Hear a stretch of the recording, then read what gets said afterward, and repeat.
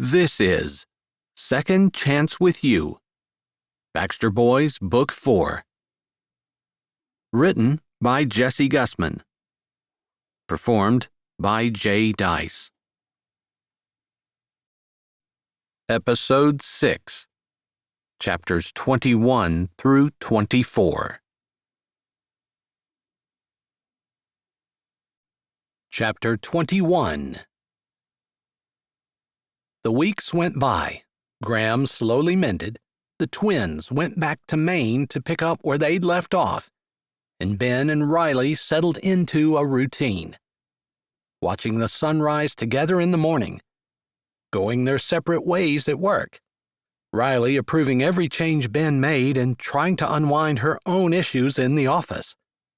Slowly, the terminal was turning. They cooked supper together in the evening and often sat outside by the fire ring that Ben had made the week she was gone to meet with her dad at their Virginia facility. Easy friendship lay soft like a spring rain between them, but the attraction that had always marked their relationship was not dormant. Not for her. But she didn't talk about it, didn't acknowledge it, and neither did he. Since the night when he'd told her he couldn't imagine her with any man but him, he'd pulled way back. It was like they'd never been close. She should have been relieved, since that was the night that she realized she was in love with Ben. Completely, head over heels in love with Ben. It had scared her. He would never actually want to be with a girl like her. Someone like Dusty was much more his style. Thankfully, he'd seemed to realize it when she pointed it out and gotten quiet before she said something stupid like she'd wanted to many times over the past few weeks. Something like, "How about we be married for real?" She just needed to keep it together for another 6 weeks. By unspoken agreement, they'd not spent much time together when they were at work. Her dad hadn't asked for another tour, and they'd accomplished what she had barely even hoped to accomplish. His family believed they were happily married, and her dad didn't even know they were on speaking terms. Her mom was a non-issue, although she'd broken up with husband number 5 and now had a penthouse in New York City with her new boyfriend. Riley clicked a few more keys on her office computer.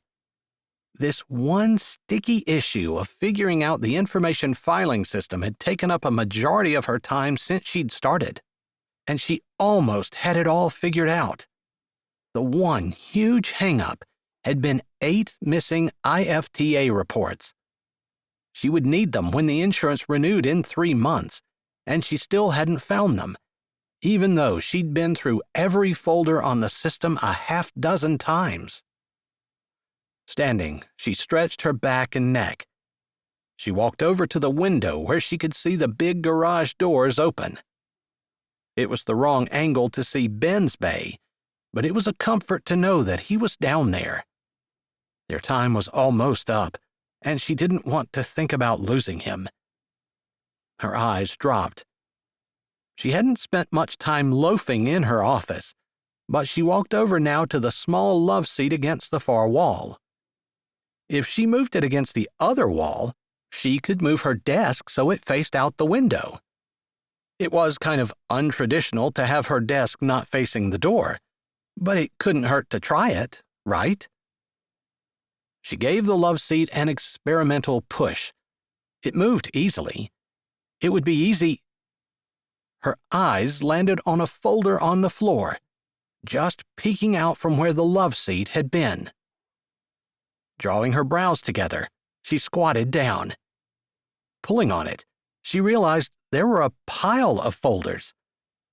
She picked up the top one. IFTA, it said across the top in big letters.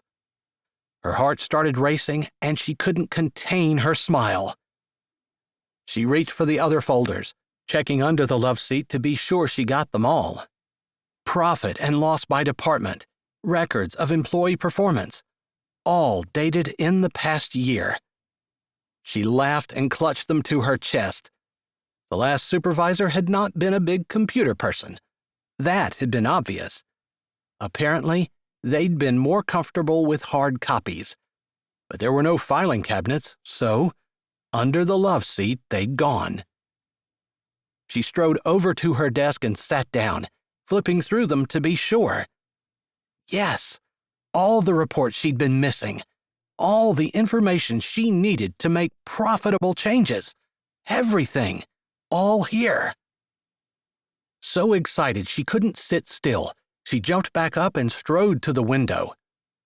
Ben leaned in the opening of one of the big garage doors, a sandwich in one hand, staring in her direction. Another fellow stood beside him, holding a bottle of soda, and a third seemed to be telling a story since his hands were gesturing everywhere, despite the fact that he was holding a bag of potato chips. They must be taking a late lunch. Riley calculated quickly. Her dad had spent the last week in Maine. That terminal had been struggling since Ben and she had left. He was driving back tomorrow. She grabbed her phone and texted Ben. "Great news! Can you meet me in the back parking lot?" She held her phone in her hand and watched as he pulled his out of his pocket, read it, and texted back. He put the last bite of his sandwich in his mouth and pushed off from the garage door. Her phone buzzed. "Be there in 5. A new clenching gripped her stomach, and her excitement went beyond finding the folders, even beyond the almost certainty that she would have the terminal sitting at the top of the company when her dad's investors showed up in a few weeks. She grabbed her small mirror out of the desk drawer and checked her hair and makeup. Of course, Ben had seen her this morning, and he'd see her again at home, but they didn't usually meet in the middle of the day, and she wanted to look her best.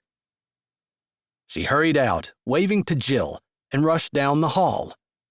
The far elevator led directly to the back lot, and she wouldn't see anyone else once she got on. Pressing the button, she waited impatiently. He would understand her excitement, because he'd lived with her anxiety for the last 4.5 months. He'd be happy for her. After all, he'd worked his butt off, staying late, covering shifts, and making every change he could to increase employee production and decrease turnover, which was the biggest problem in the shop. She stepped out of the elevator and strode right out the doors. Her stride slowed for just a second when she saw how full the lot was, and remembered they were painting lines in the regular employee lot, and everyone had parked back here this morning, except her, since she had a special spot out front along with her dad and the chairman of the board. Then Ben came around the corner, and she forgot everything else, hurrying over to him. He'd washed up. She could see a few drops of water on his face, plus his arms were clean. He'd found a clean t-shirt. His lips broke into a smile when he saw her excited face, although his brows stayed furrowed like he wasn't sure what he was smiling about, but was just happy because she was happy. That was Ben. He'd never once been intimidated by her being his boss or superior, and he'd always done his best to help her. The man had pride, but it didn't get in the way of him wanting everything that was best for her. She didn't stop until she was right in front of him. "Guess what?" "You had to have gotten those files straightened out." "Even better." She didn't mean to, but her hands gripped his biceps. Solid and way too big for her to encircle, she squeezed anyway. His arms bent, and his muscles rippled under her hands. That, along with him setting his hands on her waist, distracted her for just a second. Then her smile brightened, and she glowed into his eyes. "I was going to move the love seat around." His smile faded. "I can move it." "No, wait." She put a finger on his lips. They could argue whether or not she was able to move furniture later. "The folders were under it. Everything I've been looking for." "Actual folders," Ben said against her finger. She moved it to the side, where her hand cupped his face, feeling the bristles of his stubble as she'd longed to do for months now. "Yes, I've mentioned so many times how the person before me wasn't good with computers. Well, they really weren't good with computers. They didn't even have the things on the computer. They'd printed everything off." Her arms moved around him, and she hugged him, giving a little hop. He lifted her and swung her around. "That's great," he said as he set her down. "You have everything you need. You're not working blind anymore, trying to gather the info as you go." "Nope." She grinned up at him, his face just inches from hers. "We're gonna do this." She had been so scared they wouldn't pull it off. Without Ben, it wouldn't have even been a possibility. But now that she had the records she needed, it was a sure thing. He grinned down at her, genuinely happy for her. Her body stilled. A new, more potent stirring began deep in her chest. "I owe you so much," she said. The excitement of a moment ago changed to heat. The underlying attraction that always pulled at her burst into flames as her eyes searched his. His breath fanned her face, and she became almost hyper-aware of his solid back and the feel of his strong hands holding her. All the memories of the last few months swirled between them, watching the sunrise wrapped in his arms, visiting his Graham and snuggling with him on the ground. His voice, his laughter, his support.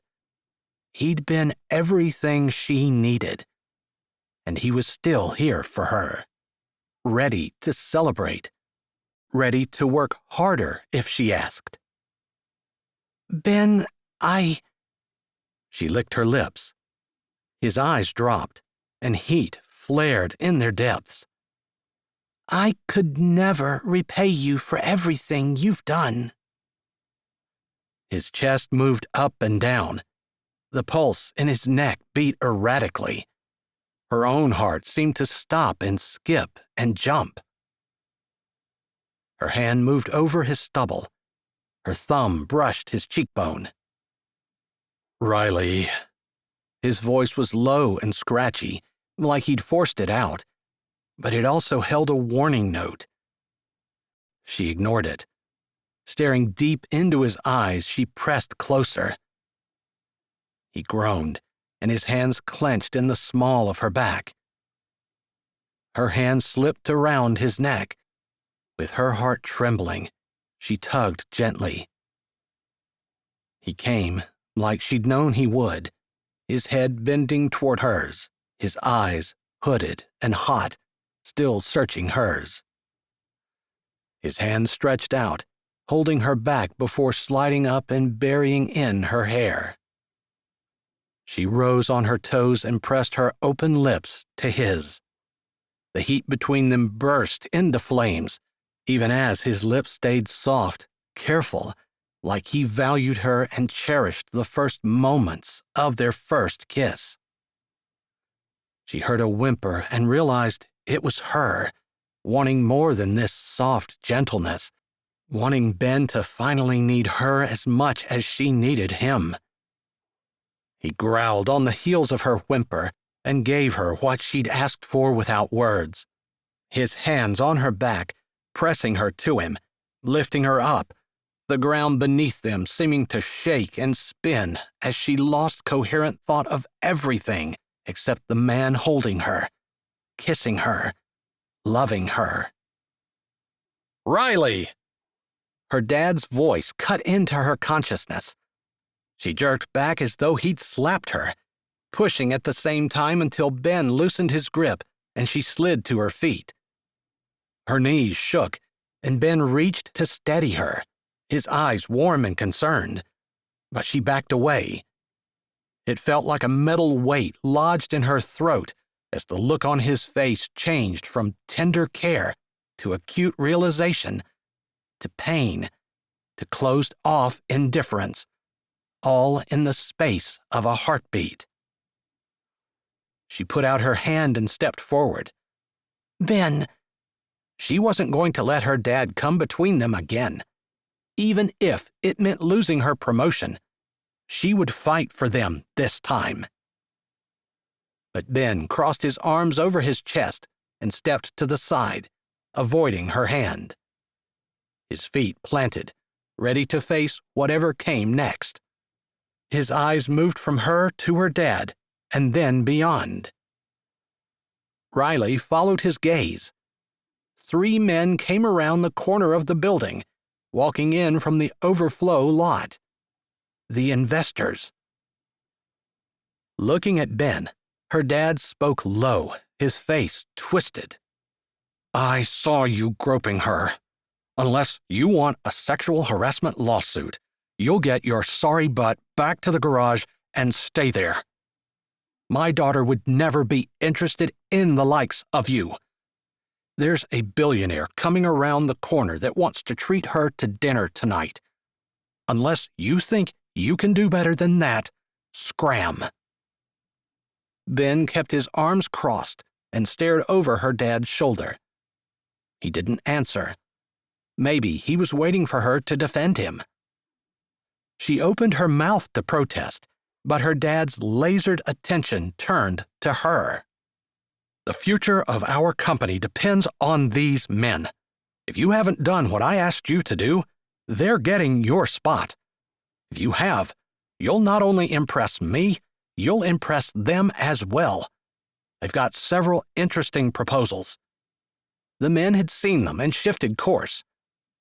Her dad glanced over and lowered his voice even more. If you screw this up for me because of some crass affair with a dirty mechanic, you can kiss your future in this company goodbye. Her eyes got big. They flew from her dad to the men approaching and finally to Ben. If she fought with her dad right now about Ben, at the very least the investors would be turned off because of the inner strife in their company. With the amount of money they were talking about, they couldn't afford to show that kind of weakness. She glanced at Ben. His face didn't give a clue as to what he was thinking, but he had to realize the implications of this. It wasn't like she hadn't been talking to him about this all summer. Just because the investors being here was a surprise didn't mean that it was any less important. Summoning her businesswoman facade, Riley squared her shoulders. This company has never lost business because of me. Her dad gave her a look before nodding at Ben. You tried to throw it all away for him once. I don't understand why you can't see all he wants is your money. Directing his words at Ben, he said, Someone like you is easily replaced. Find another company and try working your tricks there. That's not the way it is. Her dad threw up a hand, stopping her from speaking. Ben opened his mouth. I promised Riley I'd work for another 6 weeks. Then I'm done. Ben's blank eyes looked at Riley. You can consider this my notice. Her dad crossed his arms over his chest, his expression satisfied. He nodded once. Get back to the garage. We've got business to take care of. The investors were close enough that Riley didn't have time to say more. Ben turned without looking at her and strode off. Chapter 22. You have to do what you said you were going to do. Angelina's hands kept pushing her quilting needle in and out of colorful green and red fabric. She shook her head. I can't believe some people are so rotten. It doesn't matter how bad people treat you. You need to be nice anyway. Miss Beulah had long since put her quilting down. Ben wasn't sure exactly how he'd gotten in the position he was in, sandwiched in a chair between Miss Beulah and Miss Alda in the back corner of Torque's garage, which, apparently, was the meeting place for the kicking quilters. Each of them held one of his hands. He hadn't answered the text Riley sent him that she was going to dinner with the investors. He'd been tempted to pack his stuff, call a moving service for his toolbox, and head back to Maine. He hadn't, but he was too restless to sit still. So he'd ended up at Torque's garage. Torque was changing an airbag on the back drive of a nice Pete, but somehow Ben had gotten kidnapped by the ladies, which, he supposed, was okay, since Jamal was doing a great job of helping Torque. The ladies were telling him only truth, he knew, but it didn't make it any easier to hear. "Well, you ladies can say what you want, but if that girl can't stand up to her dad and defend this boy here, then she's not worth his time." Miss Alda softened her harsh words with a smile. "That's where you're wrong, Alda. You've got to respect your parents, no matter what." "But the woman's over 30 years old." "She doesn't have to listen to him. She just has to respect him," Miss Beulah said. Ben leaned forward, resting his forearms on his legs. They had dragged him over and picked the story out of him with their incessant but well-meaning questions. "I wouldn't want her to disrespect her dad. I don't want her to disrespect her dad." "So you get her dad to like you." Miss Beulah poked her needle into the fabric a little harder than necessary. "Hardly. I've been his top mechanic for 20 years. "Ben's right. There are just some people you can't impress, and you can't force someone to like you. Riley is going to need to make a decision about who she wants to be with." Miss Alda was just as forceful as Miss Beulah. Ben was kind of glad to have her in his corner. "Or whether she wants love over prestige," Angelina said thoughtfully. "Yes, that's the choice. It's not even money, it's prestige." Miss Beulah nodded emphatically. "But she's been working for this job all her life. It's probably not as much about prestige as it is about the satisfaction of finally working her way to the top." Ben couldn't stop himself from defending her even now. What was wrong with him? It wouldn't have anything to do with that kiss. Just thinking about it made his hands tighten under the old lady's gentle patting at the idea of holding Riley. The ladies weren't helping, but they seemed to love fussing over him, and Torque didn't need his help, so he stayed where he was. "I think love will conquer all," Miss Beulah said, with a dreamy quality in her voice. No one had said anything about love. He didn't love Riley. He just enjoyed being around her, loved watching the sunrise with her, missed her when she wasn't with him, like tonight, and hurt like heck when she acted like he was worthless in front of her dad. I'm not asking her to defy her dad, and I'm not asking her to choose me over him. I just want... His voice trailed off as Torque came around the side of the truck, the blown airbag in hand.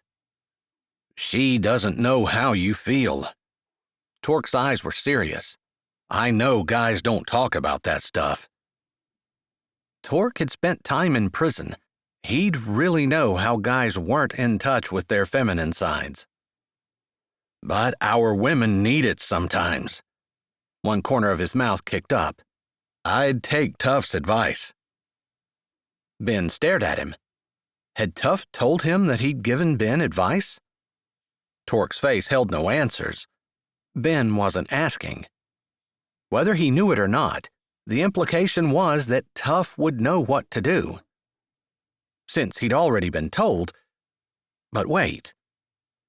She just ditched me today for her dad and the billionaire investors, treated me like I'm a worthless piece of dirt, and yet I'm supposed to go home and tell her I love her? Torque twisted the blown airbag, studying it like he'd never seen one before. Finally, he looked up. If you love her, you should tell her. I don't think that what she does should affect what you do. That's how you live? Didn't say that. Not saying it's easy. Just saying it's what you should do. Torque and his ladies didn't know the history. They didn't know how he'd already suffered under Riley's hand, and how she'd already rejected him and chose her dad and his company over him. He'd already been through that. But he'd never told her he loved her. Did he love her? Ben's pickup was not in the drive when Riley pulled into the house. She'd pleaded a headache and didn't go to the dinner. First time in her life that her dad had lined up something for her to do in the business, and she'd not done it. His glowering look would have stopped a freight train, but Riley had left anyway.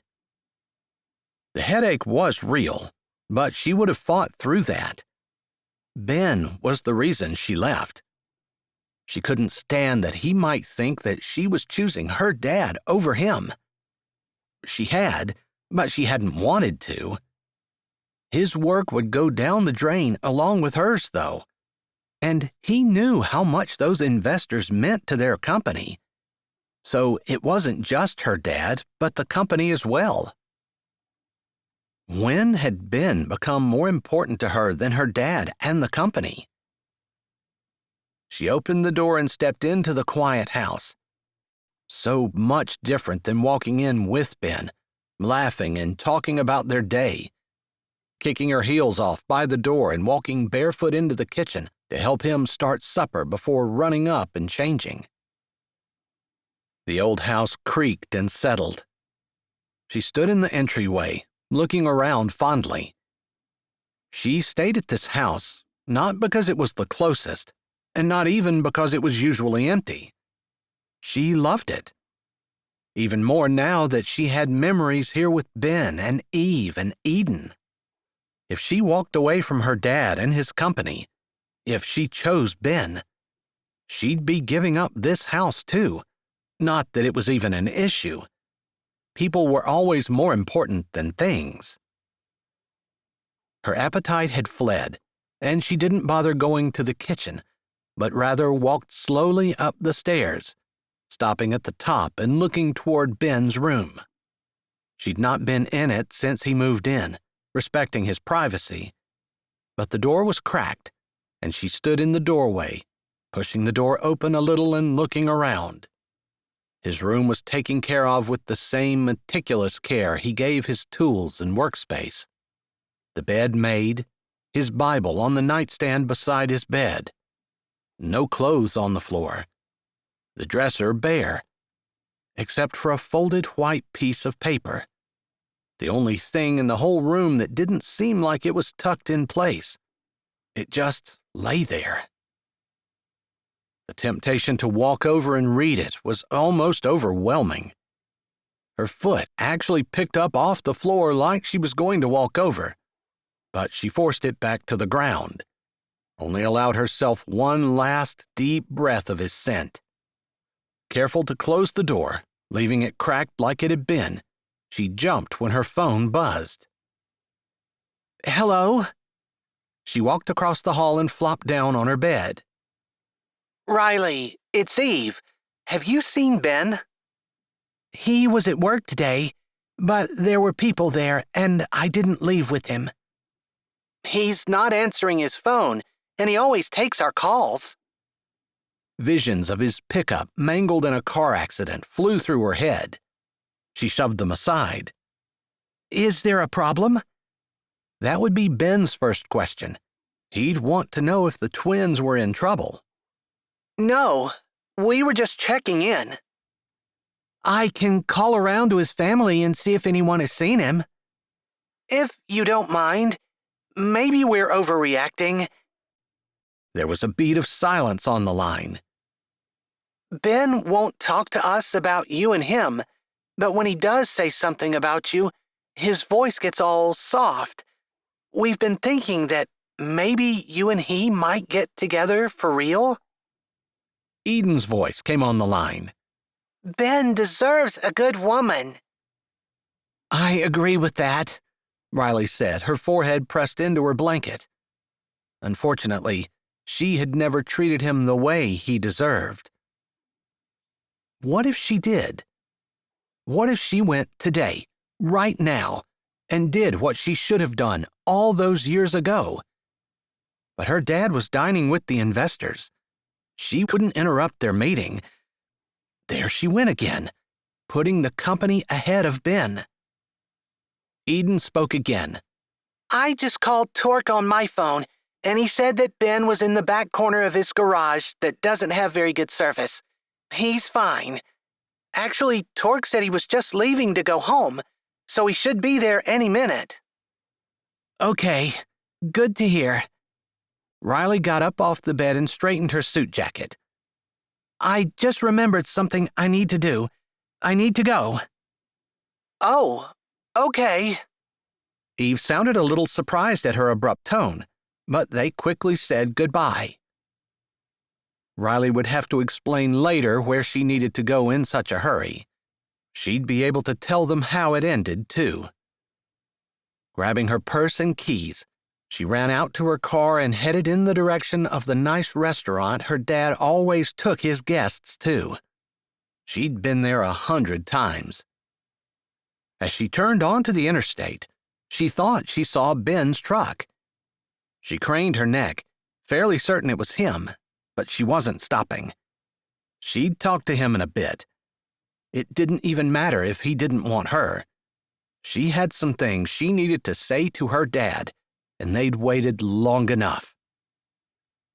It wasn't 10 minutes later that she strode with purpose into the restaurant. No one questioned her as she walked back to their regular table. Her father sat facing her. His brows twitched, but he kept talking. She stopped beside the table, her stomach feeling like it was filled with live electric wires. Maybe she shouldn't have waited.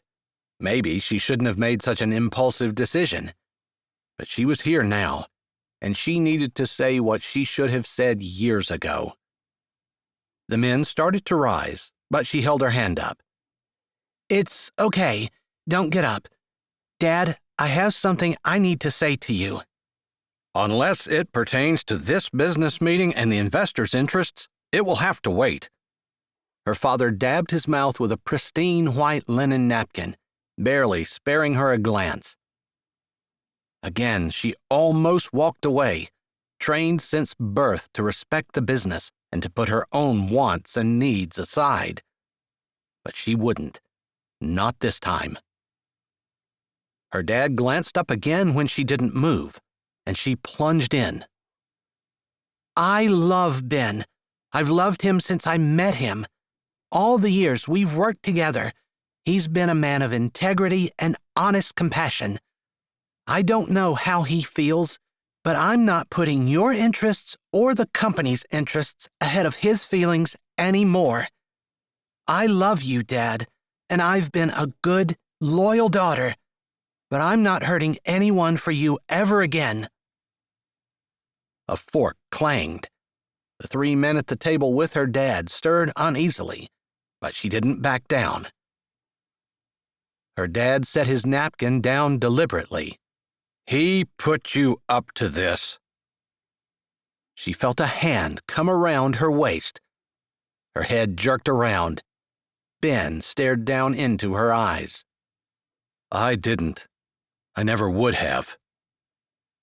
Her eyes blinked slowly. How did you know I was here? I saw you getting on the interstate. I turned and followed you. His brows lowered. You were driving too fast. She leaned into him, a smile on her face. She swallowed. That's part of the reason He put a finger over her lips. I love you. I love you more than I care about who you work for or what you do for your dad or his company. And if you choose him, I'll stay where I'm at as long as you're there too. She shook her head, and his finger fell. I love you. I'm sorry. I'm so sorry that I allowed other things to come before you. I hurt you with my words and most especially with my actions, and I can see that now. Please forgive me." Forgiven. He pulled her tight against him and looked across the table at her dad. "I owe you an apology." Her dad's mouth flattened while his eyes narrowed. Before he could open his mouth, she said, "We're married, Dad." Riley couldn't believe how good those words tasted coming out of her mouth. "We've been married since I came to Pennsylvania. I'd like for you to be happy for us, but I understand why you wouldn't be." "I'm sorry I didn't get permission," Ben added. "I would never have given it, Baxter," her dad snarled, his lip curling up. Ben nodded. "I'm asking for forgiveness now." Her dad opened his mouth to say something unkind from the look on his face, and she cringed. Ben had been through enough. He didn't need to stand here and take the abuse from her dad. "Baxter!" The investor sitting to the right of her father tilted his head. "You said he was a mechanic for your company, and his name was Baxter?" Ben nodded. "Ben Baxter." The investor stood and held his hand out. "We hadn't gotten to that point in our meeting, but—" He tapped the folder sitting beside his place. "I made some notes about you in my report. Your name kept coming up, both at the shop in Maine and then here." Riley's face broke out in a huge grin, and her heart raced. "According to these papers, you've been instrumental in turning this terminal here in Pennsylvania around. I have some more things I want to check out, but you are the main reason for our visit today." "What?" Her dad half rose from his chair. "I thought we were discussing investments in the company." "We'll do that. We said next month. But we've got a company in Mexico that could use a man like Ben." "And one in China," the older white-haired man said. "Another in Germany. Basically, we want Ben Baxter. With the amount of money that he's on track to save your company, we'd be fools not to take advantage of his skills. Any deal we make with your company will include Ben's services in the bargain." "You guys can talk about that.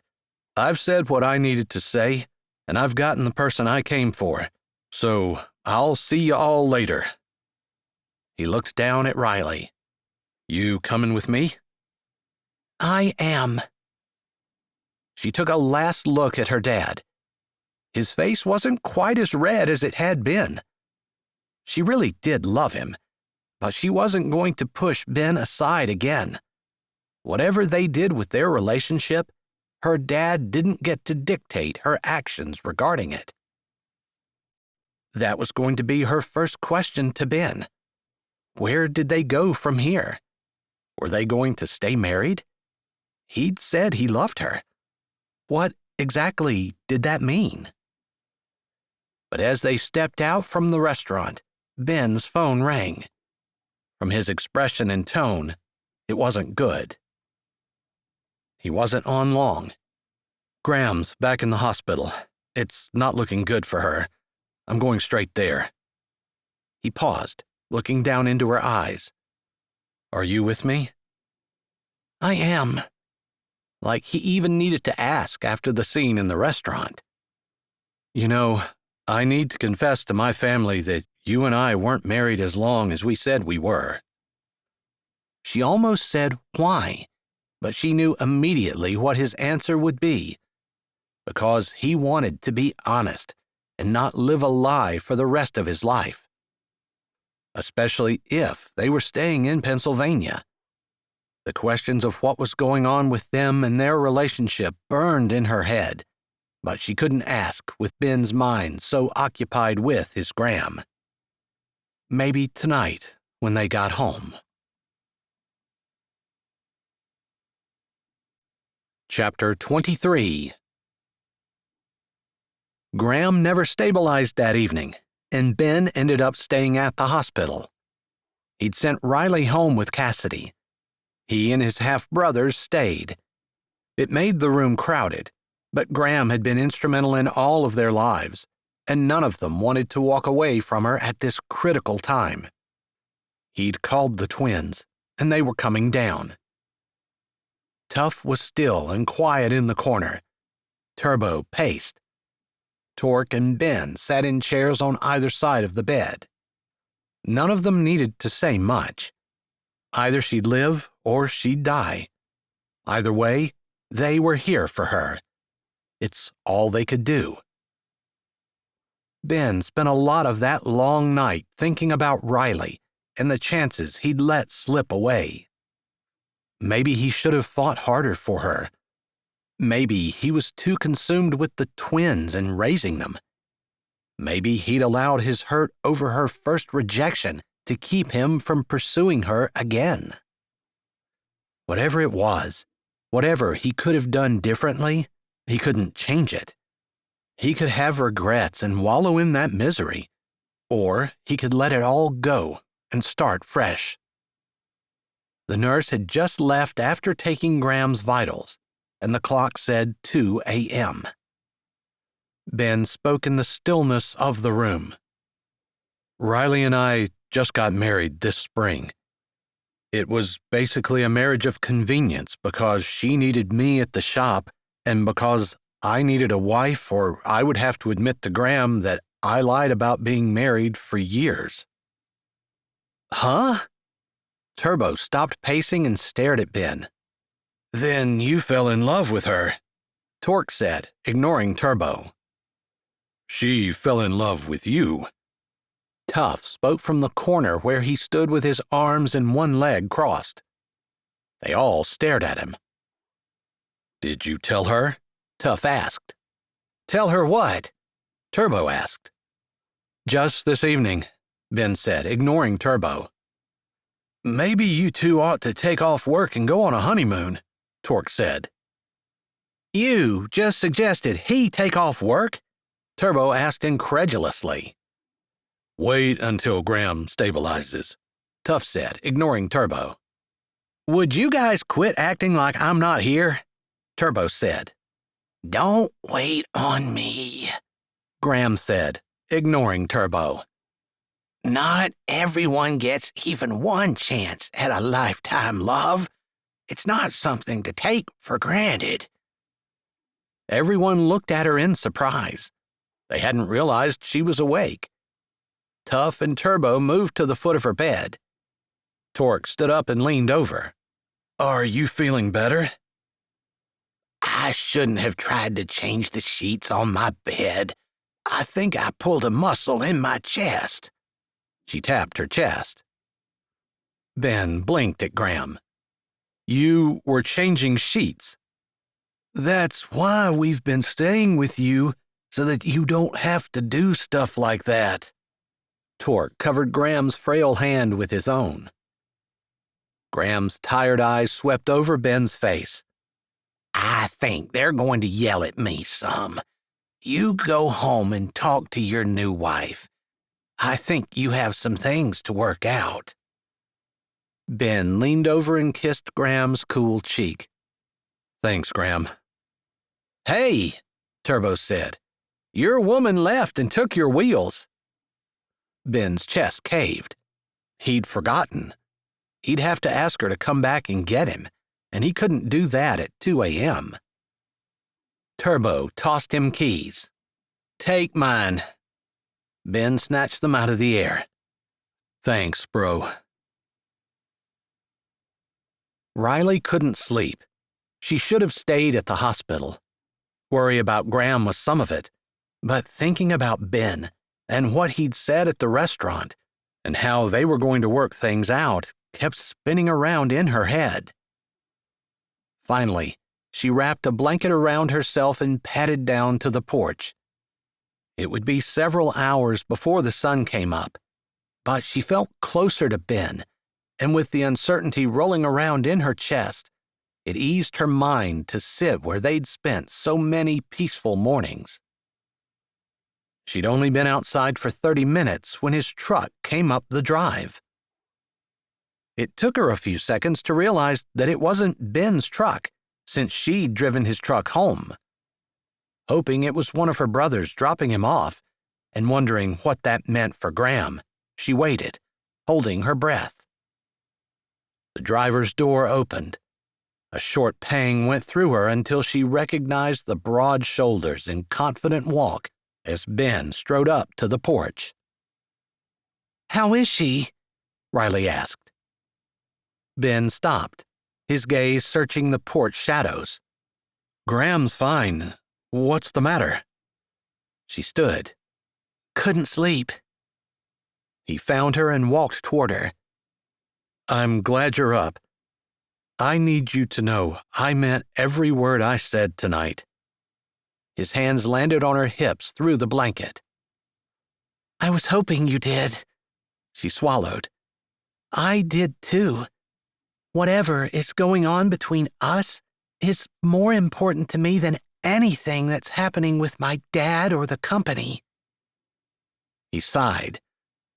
"I don't want you to have to choose." "That's more considerate than him."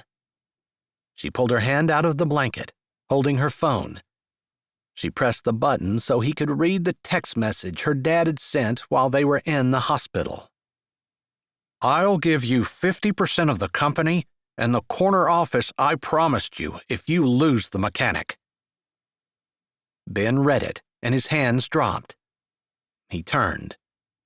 She let the blanket fall to the floor along with her phone and wrapped her arms around him, resting her head on his back. "That's everything you've always wanted right there," he said, bitterness seeping into his voice. "It's not." "You can say that," he said roughly, "but we both know it's a lie." "It's not." She let go of him, moving to the side. "I've spent the last 20 years of my life regretting the night I stood you up for prom. I insulted you. I lied to you, and I have no right to get a second chance with you. I've worked hard to try to make sure it wasn't the worst decision I ever made, but it was. The very worst decision I ever made. If there's any good thing that can come from that, it's that I'm never going to make an awful decision like that again. Ever." Ben wouldn't look at her. He stared off into the night, his arms crossed over his chest. She put both hands on her cheeks. "Ben, please. I'm sorry. I'm so very sorry. Let me have some time to make it up to you." "It's not about you making anything up to me. Just having you beside me is enough." He looked down at her. "Your arms around me, your smile in the morning, your name with mine. It's enough." Her heart hammered. Was he saying what she thought he was saying? Her words came out hesitantly. "You want to stay married?" His hands came up, gripping her shoulders. "I want to be married. For real. Forever." "Me too." He kissed her then, on the porch where they'd watched so many new days dawn, and it felt like a new day dawning in her own life as she clung to him, kissing him back with all her heart. Chapter 24. "Ben!" His eyes didn't want to open, and he didn't want to untangle himself from the soft body next to him, but years of raising kids had him answering. "What do you need, Eve?" The door squeaked. Then Eve squeaked. "Oh, my goodness! That's a sight I've never seen before. Eden, come quick!" Which is what his wife woke up to, his sister standing in his open door, gawking at him still in bed at 9 in the morning.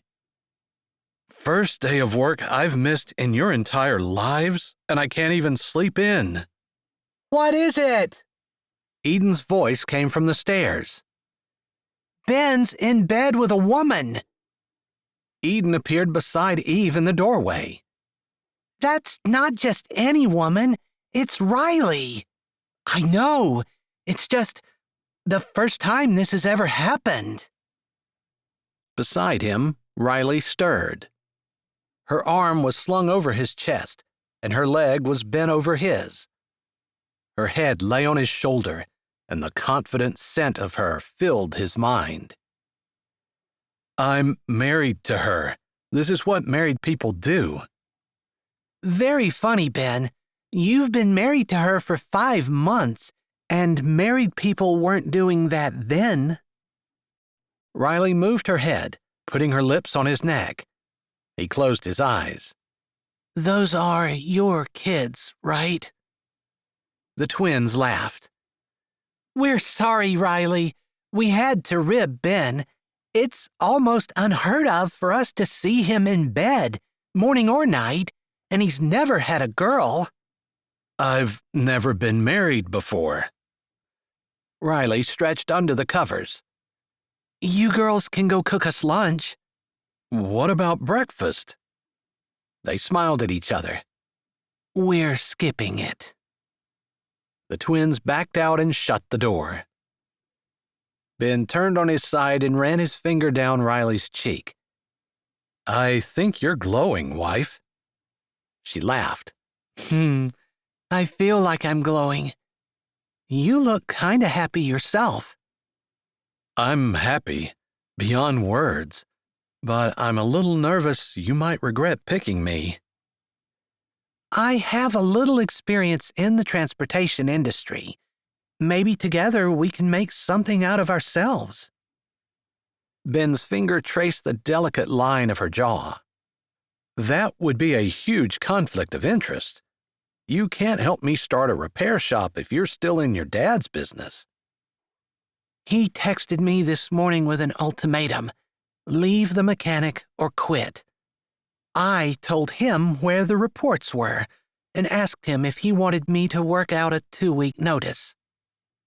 Only half of me is happy about that. I think Dad will come around. What good's a company when you're all alone? That's a good question.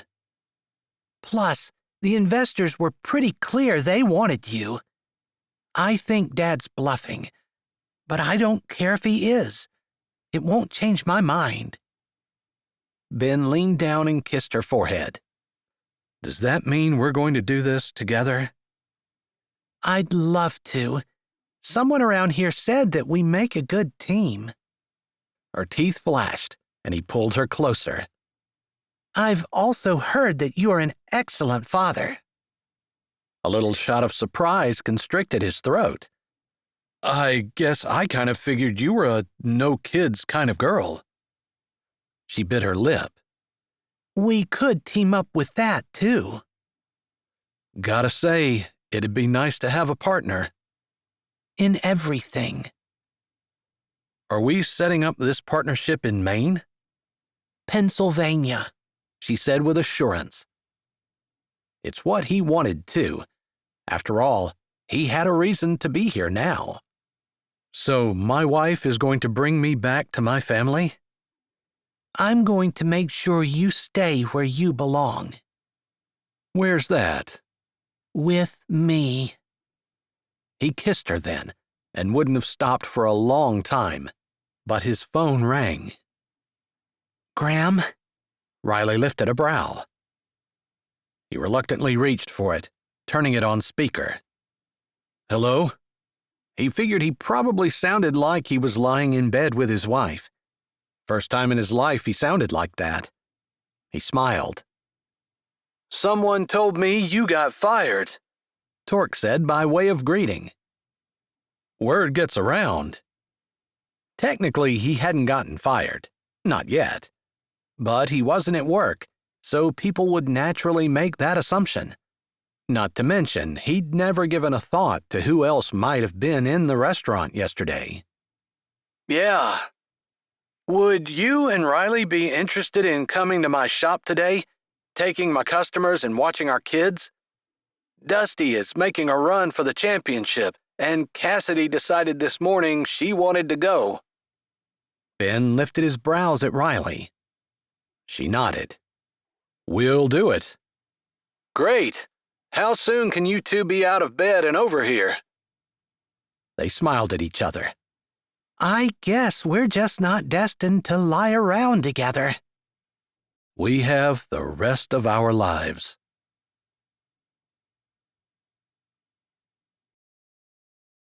Hi, this is Jay, and thanks for listening. If you're ready for another great audiobook, here's one we think you might like. Or check out the playlist with all our latest releases. Don't forget to subscribe to Say with Jay, give this video a thumbs up, and tell us what you liked in the comments.